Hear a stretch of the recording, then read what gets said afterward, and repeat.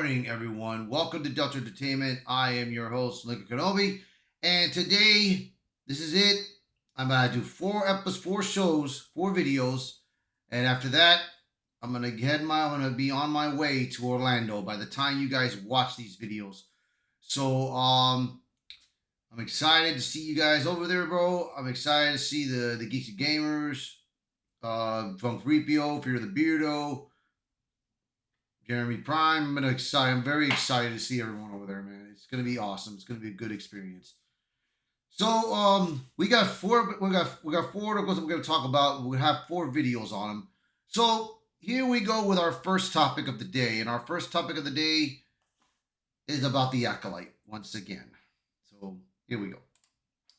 Leslye Headland's wife, Rebecca Henderson, once again blames fans for the Acolyte cancellation, touts Star Wars show's ratings as though there's something to brag about. Now, the thing is this, man. I wanted this show to succeed. I wanted this show to be good.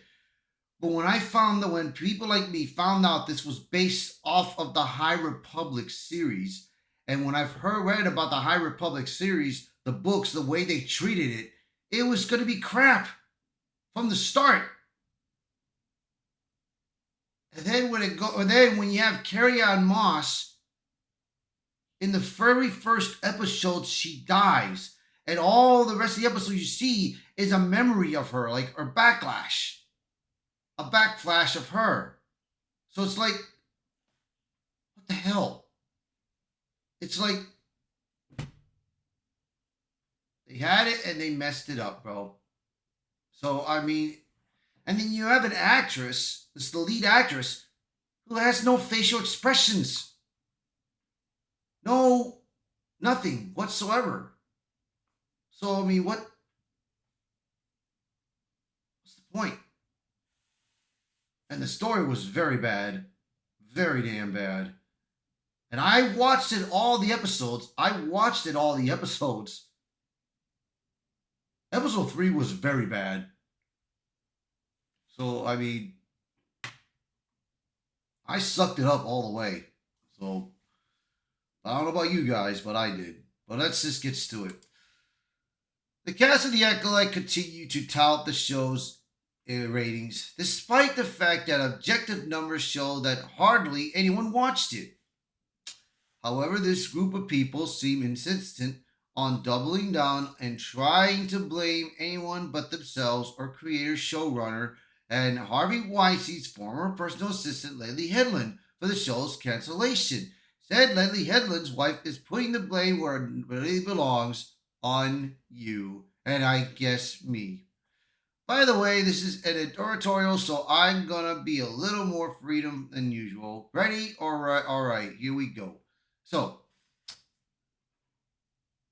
fallout from Acolyte's disastrous performance continues, but rather than accepting reality, Leslye Headland's wife, Rebecca Henderson, has decided to lash out on fans.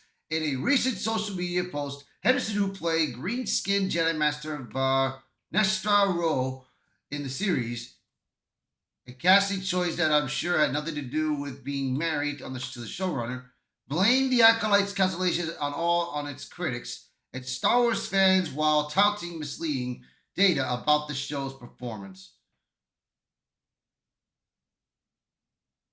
So here we go. Tell me again they canceled the show because no one watched it, and you know because you know why. But juxtaposed with the fact that those big IP franchises were still the best performing series on Disney Plus, and the solution becomes unclear. Percy Jackson and the Olympians was top dog on Disney Plus last year with over 3 billion minutes viewed, and The Acolyte came in second place with 2.7 billion. Read the entire report. Really? If that was the case, why wasn't it on the top 10? It doesn't matter if it's on Disney Plus if it was the top rating on Disney Plus. What matters is everywhere else.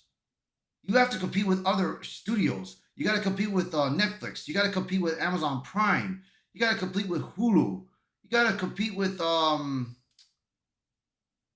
TV or whatsoever. But like I said, dude, she needs to look at the report. Henderson shared a headline that promoted the Acolyte ratings, describing the series penned by her wife as the second most watched show on Disney Plus in 2024. And this night's caption is what she wrote here, which I already read up there. So here it is. You know what? Based on the obnoxious why she said that, coupled with the fact that she has to be intentionally trying to mislead, and that is the editorial where I, the editor, can say whatever I want. I'm only referring to her as Leslye Headland's wife from here on out, capitalized as though it's a proper noun, even. While she didn't elaborate on what, you know why, but the implication is clear. Leslye Headland's wife appears to suggest that The Acolyte was canceled for reasons other than terrible ratings. And in the word of this cast, that typically means racism and sexism. This echoes comments made by series star Amanda Stenberg and the always insufferable Jodie Turner-Smith. There you go. But here's the problem. Scroll back up that image. You see at the bottom where it says, read their entire report here. If you do, you'll see that the very article she shared contains the truth about the show's failure. Of course, anyone who actually read it would realize that The Acolyte, being Disney Plus' second most watched series, is not a victory for The Acolyte. It's a devastating and scathing indictment of Disney Plus's struggles, because The Acolyte's rank on Disney Plus means absolutely nothing. Of course, it means nothing, because look, right here that I'm looking at it. Netflix, Paramount, one show, Prime Video. These are the top 10 right here. Right here. There's no Acolyte. So, I mean, the lowest ranked show in the top 10 streaming originals of the Netflix's Love and Blind pulled in 7.3 billion minutes viewed. See? That's nearly 3 times the viewership of The Acolyte. Meanwhile, Netflix completely dominated the rankings with 7 of the top 10 spots, while Paramount and Amazon Prime also made the list. Let's put this in similar terms. If The Acolyte is the second most watched show on Disney Plus, and yet it still wasn't anywhere close to being the top performing show in streaming, then what does that say about Disney? It is right here. Again, look at the ratings, look at the show. All went down flat.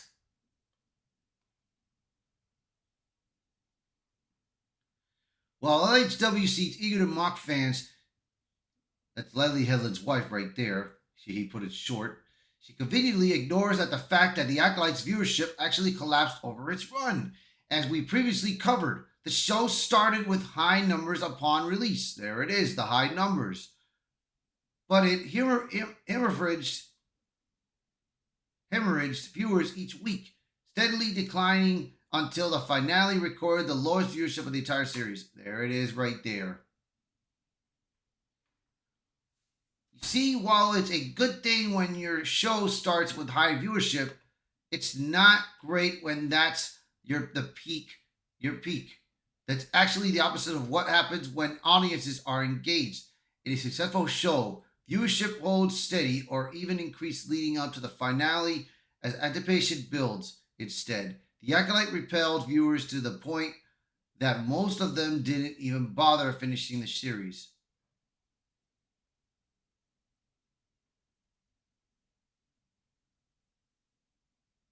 See, look at that. Percy Jackson made #1 and then Disney Plus. Echo, I mean, you got Echo, which I cannot believe it beat X-Men 97, which X-Men 97 was a good show right here. Even Agatha All On beat X-Men 97, which is amazing.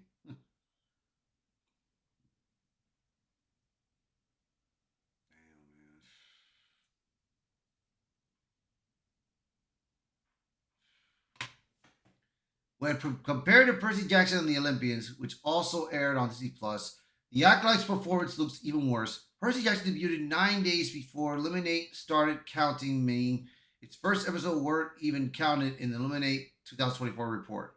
Yet it still beat the Acolyte in total viewership. That's how little interest the Acolyte generated, despite Star Wars branding, a massive marketing push, and endless access media support. What our friend Leslye Headland's wife posts truly exposes is not the success of the Acolyte, but the dire state of Lucasfilm and Disney Plus. The Acolyte was supposed to be a major ratings hit and a huge addition to Star Wars canon. Yet it turned into one of the least watched and most reviled projects in the franchise. And while its fare is bad enough, the fact that it was still the second most watched show on Disney Plus tells us something much worse. Disney has no hits. Doesn't. It literally sucks. This is why The Acolyte's being canceled wasn't some grand conspiracy against the show's message or its creators. It was a financial decision. UK tax documents unearthed by the Park Place revealed that Lucasfilm and Disney shelled out a staggering $172 million, that's approximately $232 million, for the series production with the mere 8 episodes. This transitioned to the exorbitant of $28.7 million per episode. Disney CEO Alan Bergman said as much when he commented on the series cancellation. We were happy with our performance, but it wasn't where we needed it to be given the cost structure of that title. Quite frankly, to go and make it season 2, so that's the reason why we didn't do that. Disney Plus isn't in a position to keep hemorrhaging money on underperforming content with the Star Wars brand decaying faster than a cracked dragon under the Tatooine Suns under Kathleen Kennedy's leadership. Lucasfilm is no longer able to sustain flops the way it once could. It's no surprise that Leslye Headland was how quietly excited her Netflix project, The Seven Husbands of Evelyn Hugo, just as the Acolyte's fame became undeniable. When Hollywood executives see that a showrunner's latest project was not only rejected by audiences, but also lost money for the studio, they tend to, or should, let's be real, failing upwards in a real thing they're here. Moving in a different direction, Netflix, like Disney, isn't interested in keeping showrunners around who can't deliver results.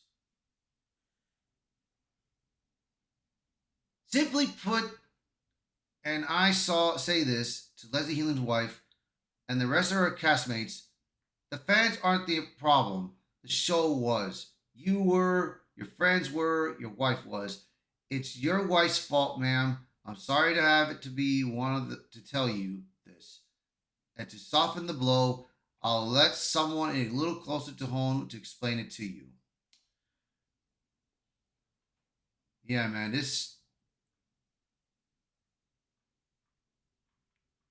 yeah, you can read the rest of the article here, man. But like I said, dude, Leslye Headland's wife needs to get real, man.